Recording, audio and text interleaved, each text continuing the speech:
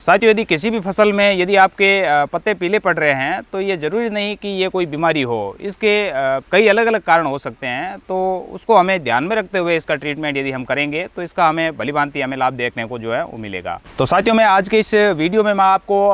पूरी जानकारी देने का प्रयास करूँगा कि पत्ते जो पीले पड़ रहे हैं हमारे, उसका कारण क्या है और घरेलू जैविक तरीके से हम किस प्रकार इसका समाधान जो है हम घर पर ही कर सकते हैं, ताकि हमें इसका रिजल्ट भी बहुत शानदार देखने को मिले और उत्पादन में भी जो है हमें थोड़ी सी बढ़ोतरी देखने को मिलेगी। तो साथियों, यदि आपने कोई भी फसल लगा रखी है, चाहे वो दलहनी फसल हो, चाहे तिलहनी फसल हो, चाहे किसी भी प्रकार की कोई फसल हो या कोई बागवानी पौधे भी हो, तो आप एक बार फार्म विजिट करके ज़रूर देखें कि इसमें जो है नीचे के पत्ते, जो मुख्य पत्ते हैं वो पीले पड़ रहे हैं या नए जो पत्ते जो पौधा निकाल रहा है वो पीले पड़ने की समस्या जो है हमें देखने को मिल रही है। तो इसके आधार पर यदि हम देखें तो यदि नीचे वाले पत्ते आपके पीले पड़ रहे हैं तो ये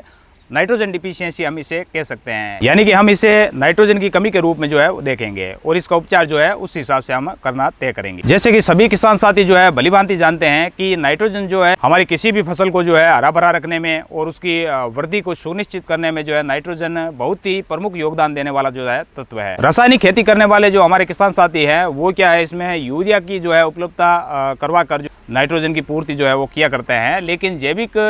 तरीके से ऐसे कौन से फर्टिलाइजर हम तैयार करें ताकि हम नाइट्रोजन की पूर्ति जो है जैविक तरीके से हम कर सकें, उसके विषय में जो है आज हम चर्चा करेंगे। साथियों, नाइट्रोजन की पूर्ति का समाधान है तो हम जैविक खेती में या सेंद्रीय खेती में जो है हम 4 प्रकार से जो है आगे बढ़ सकते हैं, ताकि हमारी फसलों को जो है जैविक तरीके से हम नाइट्रोजन उपलब्ध करवा सकते हैं। तो जिसमें नंबर 1 पर यदि हम देखें तो सबसे पहले जो है हम चाहे किसी भी फसल की बुआई करें तो उसमें कंपोस्ट की हुई जो गोबर खाद है हम घरेलू तरीके से जो कंपोस्ट करते हैं, जो 45, 50 या 60 दिन के अंतराल पर जो है अच्छे से कंपोस्ट हो जाती है, जो हम घरेलू तरीके से किया करते हैं, तो उस कंपोस्ट खाद का जो है आपको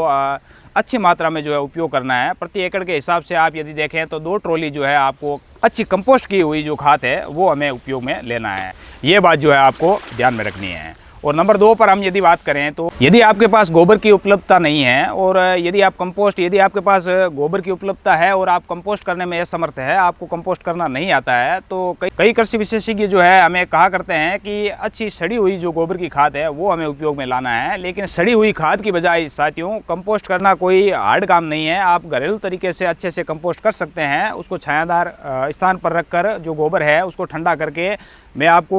गोबर को कंपोस्ट करने का वीडियो भी अपलोड करके आपको बता दूंगा कि घरेलू एकदम साधारण तरीके से हम किस प्रकार कंपोस्ट कर सकते हैं, ताकि आपको सड़ी हुई खाद को नहीं डालना है, आपको कंपोस्ट की हुई गोबर की खाद को ही डालना है। तो हम बात कर रहे थे दूसरे नंबर पर जो समाधान है उसमें, तो यदि आपके पास गोबर की उपलब्धता नहीं है और कंपोस्ट यदि आप कर नहीं सकते तो आप वर्मी कंपोस्ट का आप उपयोग कर सकते हैं। यानी वर्मी कंपोस्ट में भी विदेशी केंचुओं से जो गोबर को कंपोस्ट किया जाता है, जैसे ऑस्ट्रेलियन केंचुओं का अधिकतर उपयोग किया जाता है। वर्मी कंपोस्ट खाद जो है हमारे कुछ किसान साथी जो बनाते हैं वो ऑस्ट्रेलियन केंचुए जो है उनका जो है उपयोग ज़्यादा करते हैं। तो यदि संभव हो तो आप देसी केंचुए निकालने की स्कीम आप लगाइए और देसी केंचुए निकालकर फिर उन देसी केंचुओं को जो है आप गोबर में छोड़ दीजिए, उसको अच्छे से ठंडा करके। तो देसी केंचुए क्या करते हैं, मिट्टी और गोबर दोनों को साथ में खाते हैं, और विदेशी केंचुए जो है वो क्या है, यदि गोबर में यदि मिट्टी की हल्की सी भी मात्रा रहेगी तो उनके गले को जो है वो छील देते हैं और केंचुओं की मरने की संख्या जो है, मरने की तादाद वो है वो हमें ज़्यादा देखने को मिलती है। लेकिन देसी केंचुए क्या करते हैं, मिट्टी और गोबर दोनों को सड़ाने का काम जो है वो भली भांति बहुत ही अच्छे तरीके से करते हैं। तो यदि आप कर सको तो देसी केंचुओं को जो है आप निकालने का प्रयास करें। और मैं वीडियो के माध्यम से ये भी बताने का आपको प्रयास करूंगा कि देसी केंचुए जो है हमारे खेत में या अपने इर्द गिर्द हमारे आसपास जो देसी केंचुए हैं उनको हम कैसे निकाल सकते हैं, कैसे उनको मल्टीप्लाई कर सकते हैं और उनका प्रयोग हम कंपोस्ट करने में किस प्रकार उनका उपयोग जो है हम कर सकते हैं। लेकिन फिर भी इतना यदि आपको नहीं हो पाता है तो आप वर्मी कंपोस्ट का आप जो है 2 या 3 कुंटल के आसपास जो है प्रति एकड़ के हिसाब से आप वर्मी कंपोस्ट अंतिम जुताई से पहले जो है एक बार जरूर उसमें प्रयोग करना है आपको, ताकि आपको लगातार फसल में जो है नाइट्रोजन डिफिशियंसी देखने को मिलेगी ही नहीं। और नंबर 3 पर नाइट्रोजन पूर्ति का माध्यम हम यदि देखें तो उसमें आप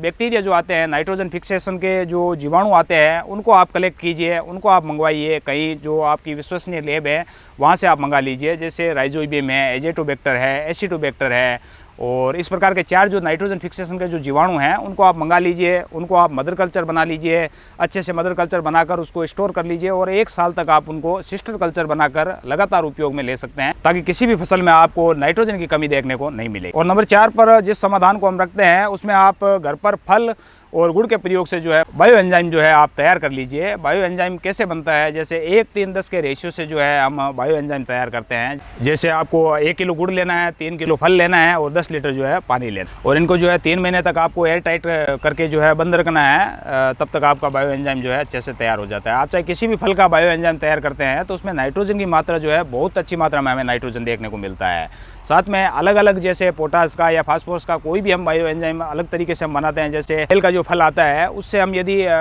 बायो एंजाइम बनाते हैं तो हमें मालूम है कि उसमें पोटास की बहुत ही अत्यधिक मात्रा हमें देखने को मिलती है, और केले का भी यदि हम बनाते हैं तो उसमें भी पोटेशियम बहुत अच्छी मात्रा में हमें प्राप्त होता है। लेकिन आप ध्यान में रखिए कि नाइट्रोजन की मात्रा जो है आप किसी भी प्रकार का बायो एंजाइम यदि बनाते हैं तो उसमें जो नाइट्रोजन फिक्सेशन जो जीवाणु है वो उसमें अपने आप बनना शुरू हो जाते हैं। तो नाइट्रोजन की आपको जो है उपलब्धता चाहे किसी भी बायो एंजाइम को आप बनाते हो तो ज़रूर आपको देखने को मिलेगी। तो आप बायो एंजाइम ज़रूर बनाइए और लगातार अपनी खेती में जो है इसका प्रयोग करते रहिए। और नंबर 4 समाधान की हम बात करें तो उसमें जो है आपको सिंचाई की जो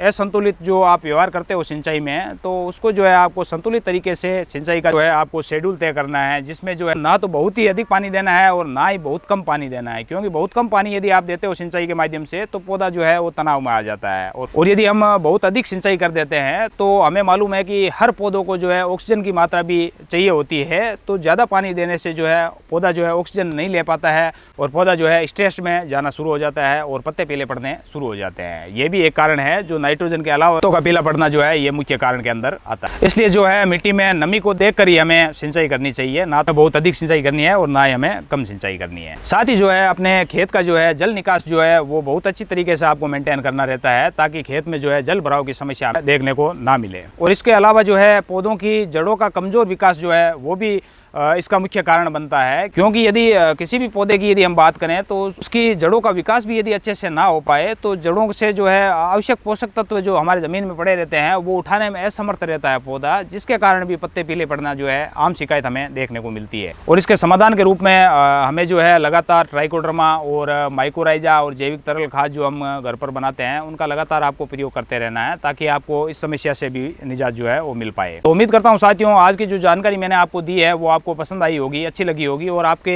बहुत काम आने वाली ये जानकारी रही होगी। तो आप अन्य किसानों के साथ ये वीडियो शेयर करना ना भूलें, और आपका चैनल पर नया आना हुआ है तो आप चैनल को सब्सक्राइब जरूर कर देना। मैं इस चैनल पर जो है इसी प्रकार के कंटेंट जो है वो अपलोड करता रहता हूँ, ताकि आपको हर रोज़ नई जानकारी जो है वो प्राप्त हो सके। और साथ ही जो है मैं आपसे कहना चाहूँगा कि यदि आपने भी अभी कोई फसल लगा रखी है और इस समस्या से आप जूझ रहे हो तो आप कमेंट में ज़रूर लिखना कि आपने कौन सी फसल लगा रखी है और किस समस्या से आपको परेशानी जो है लगातार हो रही है। तो मैं प्रयास करूंगा कि कोई न कोई समाधान बताने का प्रयास करूंगा, ताकि आपको इसका लाभ मिल सके। तो मिलते हैं अगले वीडियो में किसी नई जानकारी के साथ, तब तक के लिए नमस्कार, धन्यवाद।